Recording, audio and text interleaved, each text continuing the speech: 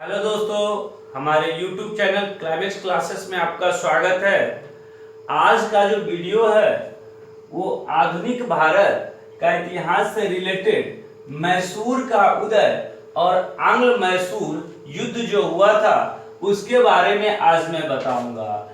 यानी मैसूर का उदय कैसे होता है और अंग्रेजों के द्वारा मैसूर के साथ कितने युद्ध होते हैं और कब होते हैं। सबसे पहले हम ये समझ ले कि मैसूर जो था वह दक्षिण भारत का यह जो क्षेत्र था यह कर्नाटक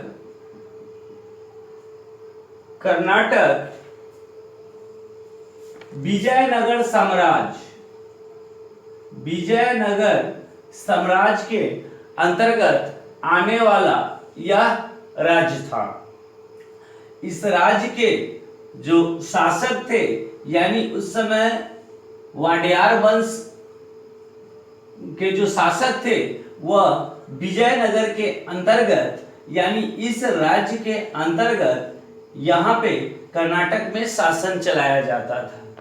अब स्थिति क्या होती है कि जब विजयनगर साम्राज्य का पतन होता है और विजयनगर साम्राज्य का पतन तब होता है 23 जनवरी 1565 को एक युद्ध होता है और उस युद्ध का नाम है तलिकोटा का युद्ध।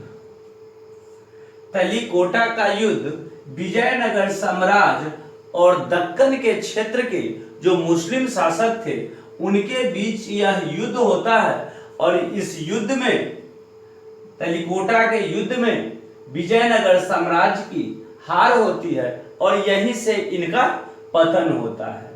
अब विजयनगर के पतन के बाद कर्नाटक का ये जो क्षेत्र था मैसूर का जो क्षेत्र था यहाँ पे राजा जो थे वाडियार वंश के जो राजा थे यह स्वतंत्र रूप से अब जब वाडियार वंश के एक राजा थे जब यह स्वतंत्र रूप से वाडियार वंश का स्थापना मैसूर के क्षेत्र में हो गया था तो क्या होता है विजयनगर साम्राज्य का हार होता है और उस हार के बाद दक्षिण भारत से हिंदू साम्राज्य का अंत हो जाता है। इससे रिलेटेड यह क्वेश्चन एक बहुत महत्वपूर्ण है कि किस साम्राज्य के पतन के बाद दक्षिण से हिंदू साम्राज्य का अंत हो जाता है यानी विजयनगर के पतन के बाद।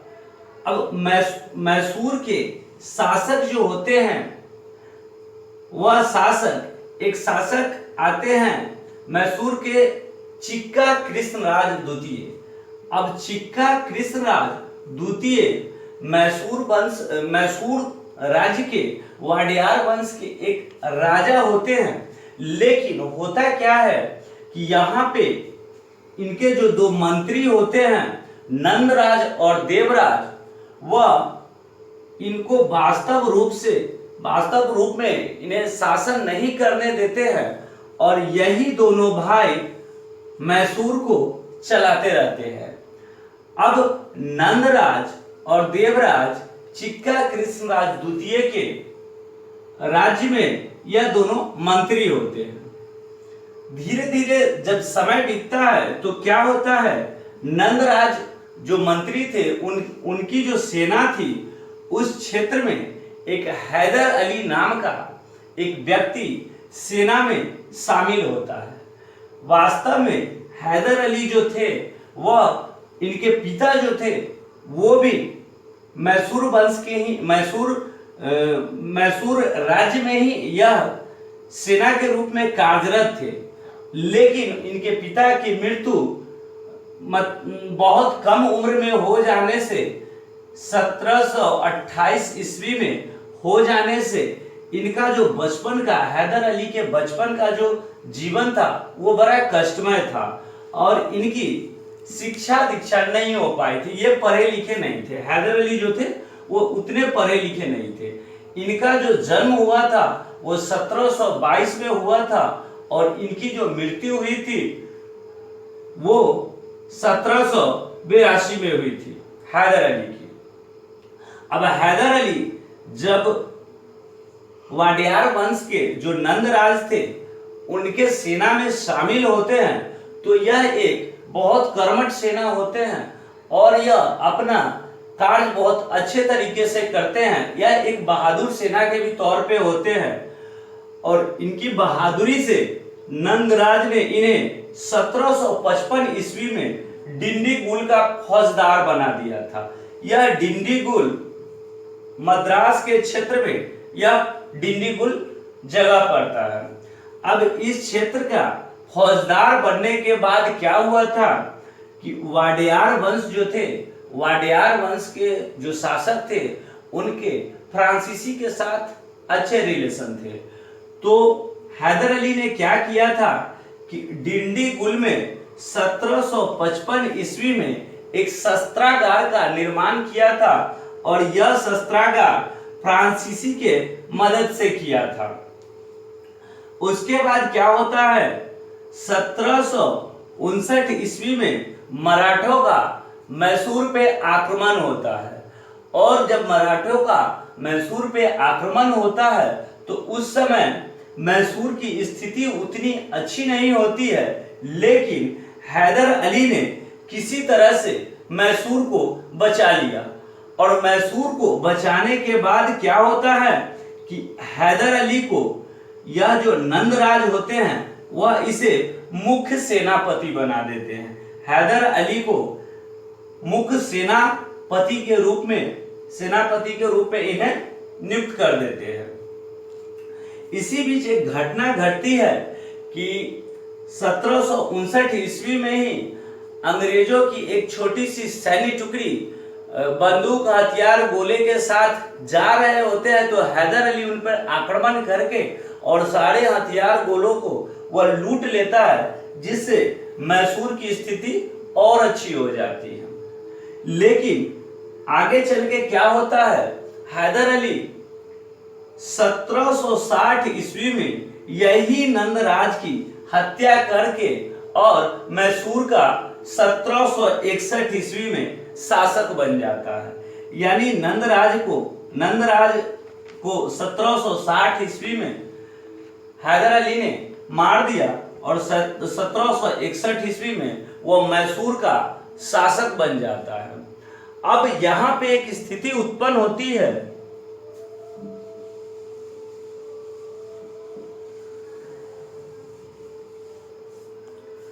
कि उस समय यह जो दक्षिण भारत का क्षेत्र होता है, इस क्षेत्र में यह जो क्षेत्र कहा जाता है मालाबार का तट कहा जाता है और यह समुद्री एरिया होने के कारण इस जगह पे बहुत सारे चीज मसालों वगैरह, मसाला, चंदन की लकड़ी इस क्षेत्र में होता था।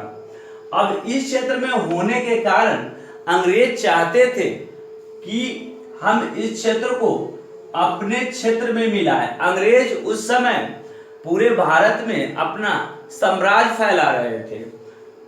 यहाँ पे ये कर्नाटक मैसूर का जो क्षेत्र था इसके ऊपर मराठे, इसके जस्ट ऊपर मराठों का क्षेत्र था और इस क्षेत्र में निजाम थे। अब स्थिति ये पैदा हो गई थी कि यह मराठा और कर्नाटक दोनों ये भी युद्ध करते थे, लेकिन कर्नाटक जो था यह निजाम के साथ अपने संबंध को बेहतर करने की कोशिश कर रहा था और बहुत तक इसमें सफल भी हुआ था। लेकिन जब इसके मैसूर के शक्ति का प्रसार हो रहा था तो मराठे भी चिंतित थे और निजाम और साथ साथ अंग्रेज जो थे वह चाह रहे थे कि कैसे हम अपने दक्षिण भारत में अपना पैर पसारे। उन्होंने क्या किया,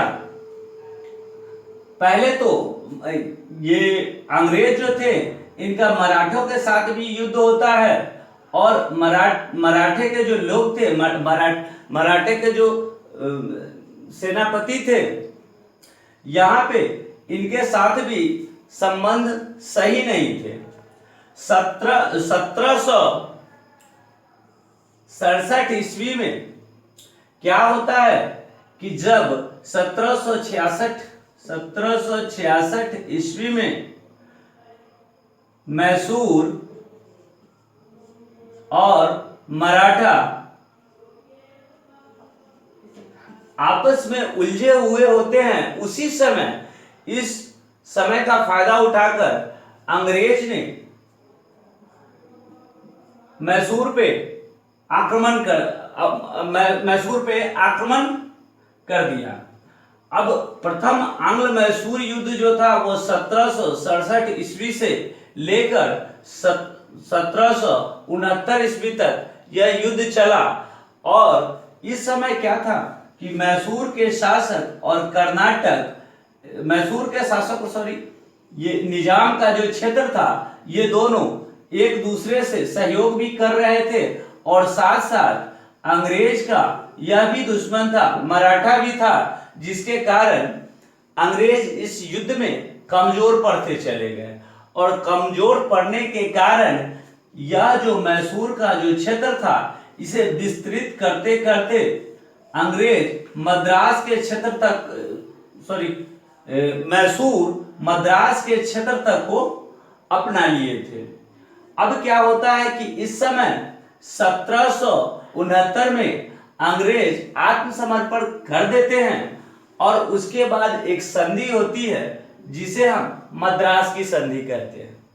अब यह मद्रास की संधि क्या है? मद्रास की संधि 1769 ईस्वी में हुई प्रथम आंग्ल मैसूर युद्ध के समाप्ति के बाद। इस संधि में क्या होता है कि मैसूर के क्षेत्र और अंग्रेज जो लड़ने के बाद एक दूसरे के क्षेत्र को कब्जा किए हैं, उस क्षेत्र को लौटाया जाए। दूसरा चीज क्या था कि इस युद्ध में, प्रथम आंग्ल मैसूर युद्ध में जो एक दूसरे के बंदी थे, उन्हें भी रिहा किया जाए। तीसरा क्या था कि अंग्रेज के द्वारा जो यह युद्ध छेड़ा गया था, इस युद्ध में मैसूर के शासक का जितना हर्जाना हुआ था, उसे भी अंग्रेज के शासक वापस करे, यानी वो पैसा मैसूर के शासक को दिया जाए। और चौथा यह हुआ था कि अब यह युद्ध नहीं करेंगे और आपसी एक दूसरे के साथ सहयोग करेंगे। अगर कोई अंग्रेज या मैसूर के बीच युद्ध होता है तो हम एक दूसरे के साथ सहयोग करेंगे, लेकिन ऐसा होता नहीं है। ऐसा नहीं होने के कारण यह क्या होता है कि जब द्वितीय आंग्ल मैसूर युद्ध, जो गवर्नर जनरल थे वो वॉरेन हेस्टिंग्स थे, और वॉरेन हेस्टिंग्स की जो कूटनीति थी वो यहाँ पे बहुत काम कर गई। उन्होंने क्या किया कि यह जो निजाम का जो क्षेत्र था, इसको अपने क्षेत्र में मिलाया। और अपने क्षेत्र में कैसे मिलाया? तो इसे एक छोटा सा डिस्ट्रिक्ट गुंटूर जिला को निजाम को दे दिया। और निजाम को देने के बाद अंग्रेज इसे अपने साथ मिला लिया, और जो मराठा का जो क्षेत्र था, इसके साथ इन्होंने क्या किया कि शांति समझौता कर लिया। अब यहाँ पे इन्होंने मैसूर के सैनिकों को कमजोर कर दिया, यानी इन्होंने निजाम को भी हटा दिया और इन्होंने मराठा को भी हटा दिया। उसके बाद क्या होता है कि 1781 में आयरकूट को कमान दिया जाता है, ब्रिटिश सेना का आयरकूट को कमान दिया जाता है, और पोर्टो नोवा में हैदर अली को हराकर मद्रास को बचा लिया था। और यह आयरकूट था कौन? 1760 में एक युद्ध हुआ था, जिस युद्ध का नाम था वांडीवास का युद्ध। और वांडीवास का युद्ध जो था वह फ्रांसीसी और अंग्रेजों के बीच यह युद्ध हुआ था, और इस युद्ध में अंग्रेज विजयी रहे थे। और विजयी होने, जिस समय बांडीवास के युद्ध में विजयी रहे थे, उस समय जो कमान संभाले हुए थे वो यही आयरकुट थे। अब जब हैदर अली 1781 में युद्ध लगभग हार जाते हैं तो क्या होता है कि उनकी जो वफादार सेना होती है वो युद्ध को जारी रखते हैं। 1782 में क्या होता है कि हैदर अली की मृत्यु हो जाती है, और हैदर अली की मृत्यु के बाद उसके जो पुत्र होते हैं यानी टीपू सुल्तान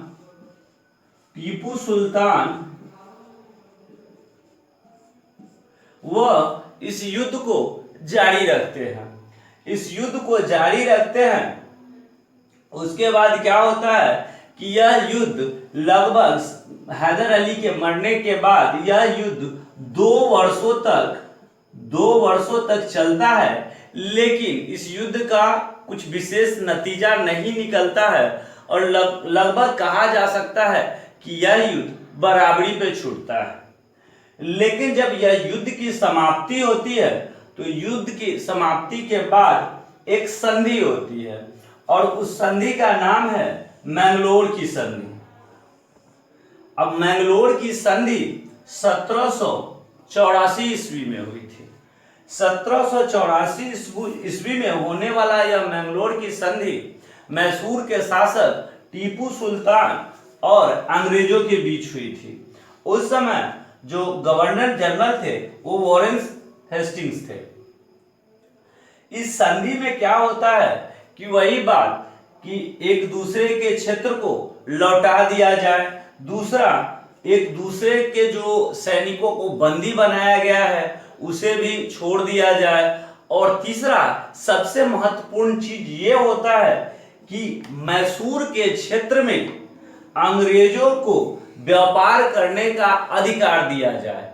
यानी अंग्रेज यह बहुत पहले से चाहते थे कि यह जो मालाबार का तट है इस क्षेत्र से चंदन की लकड़ी, काली मिर्च या मसालों का जो हम व्यापार करें, इसके लिए यह मैसूर के साथ युद्ध कर रहे थे।